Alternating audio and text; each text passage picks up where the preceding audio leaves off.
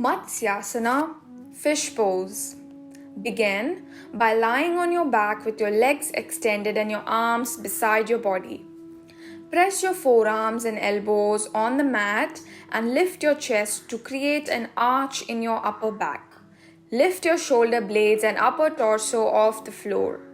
Tilt your head back and bring the crown of your head to the floor, or you can let the head hang freely.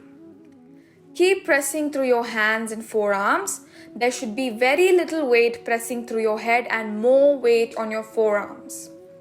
Make sure to point out your toes. Remain in this pose for a few seconds or few breaths.